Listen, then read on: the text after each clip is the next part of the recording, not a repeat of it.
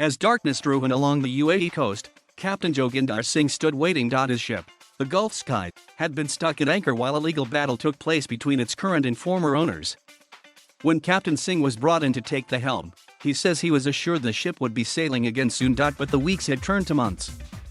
The all-Indian crew alleged that food, fresh water, and internet access were scarce, and with the pandemic in full swing, they were barred from traveling to the mainland.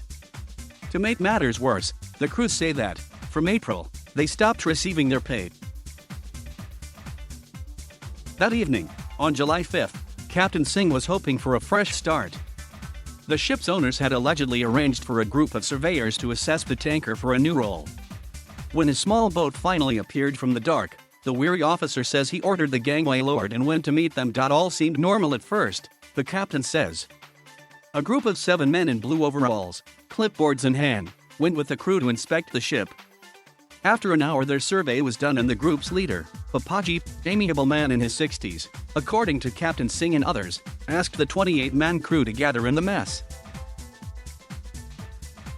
The chief surveyor said the ship was going to be turned into an oil storage container, the captain and crew recall, and he asked who wanted to stay on board a few more months, for extra pay, of course. But when just 2 sailors said yes, the move quickly soured. By now it was almost midnight, so Captain Singh suggested everyone went to bed. But as he made for the door he says 3 men suddenly rushed into the room. Dressed in black and brandishing assault rifles, they screamed at everyone to get on the floor. "We don't want to hurt you but we will if we have to," the chief surveyor said, according to the captain and several crew. "America has stolen this ship and we are taking it back. At first we thought they were pirates but they were very professional, they knew what they were doing," says one mariner. The crew say that as they lay face down, their captors quickly bound everyone's hands and took everything from the sailors' pockets. Some crew began crying and begging for their lives, but they say their guards kicked them in the sides and told them to be quiet. After about an hour, the floor began to shake beneath them as the ship's engines were fired up and its anchor raised. The sailors recalled that once the Gulf Sky began to move from its anchorage in Corfacan, it didn't stop for another 12 hours, say the crew. When it finally did so, the men's hands were untied and they were moved into another room, the officers' mess, where the windows had been covered with cardboard. Crew members say that, for days and days, they were kept under constant watch by guards who spoke Arabic to one another. When they were allowed out of the mess to use the nearby toilet or cook food in the ship's kitchen, several remember seeing new faces around the ship. One person says he talked to a man he met in the kitchen who said he was from Azerbaijan. Others remember hearing voices around the ship speaking in Farsi. They believe a new crew had been brought in to run the ship in their place. During their captivity, several mariners say they were briefly joined in the mess by another overweight man in his 60s, who didn't speak with the crew. It looked like he was facilitating things, one crew member said. He had a gun but he did not show any aggressiveness. Others remember another captor, a bald, muscled man, also in his 60s, whom the other armed guards appeared to take their leave from. He did not give his name, but said he worked for the ship's owners. "We do not have anything against you guys," one crew member recalls him saying. "We just want the ship. We had paid the money and the payment was stopped. It's not our fault. The problem is no country wants to take you, even your own country," he added. "You're completely at our mercy." As the days dragged on, fear among the crew was growing. "Sometimes we felt that maybe they were going to kill us," says one mariner. "We felt that we weren't going to see our families again." Though they were told to stay quiet, to pass the time the crew would sometimes speak with the guards. There was one conversation a sailor remembers vividly.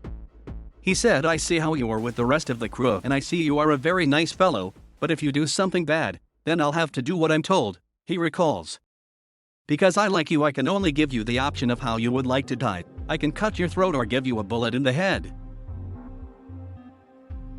Luckily, the crew member never had to make the choice. In the early hours of July 14th, the guards took the men on deck. Some crew immediately recognized the constellations of artificial lights dotted along the nearby shore. They say it was Bandar Abbas, a port city in southern Iran. The group say they were offloaded onto a wooden boat, then blindfolded.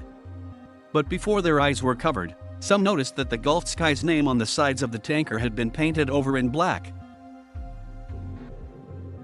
They report being taken ashore and traveling to an airfield. When their blindfolds were finally taken off, the crew noticed that they were on a plane, a military jet, they say, which transported them to Tehran. From here they were shepherded onto a bus and eventually found themselves at the side of a road alongside Imam Khomeini International Airport. According to the crew, 3 men then got on the bus. They said they were from the Indian embassy and demanded to know who everyone was and why they were in Iran. Capt Singh told them of the hijacking, and the men seemed shocked at the news, crew members say. The official said tickets had been arranged for everyone to fly home, the captain and crew recall, and the group were handed their passports and boarding passes, except for 2 sailors whose passports needed renewing. The pair left with the Indian diplomats, while the rest of the mariners were escorted onto a regular commercial flight. They shared rows of seats with ordinary passengers, apparently oblivious to the crew's ordeal, several crew members say. The sailors landed in New Delhi on July 15, with their 2 compatriots following suit on July 22. Before returning home, Indian officials put them up in a hotel room and told them to stay inside for their own safety. Today, more than a year after these dramatic events, the crew of the Gulf Sky are still searching for answers about how and why the alleged seizure of the vessel took place. They are also battling for over $200,000 in back pay they say they're owed from the time the ship was held off the UAE.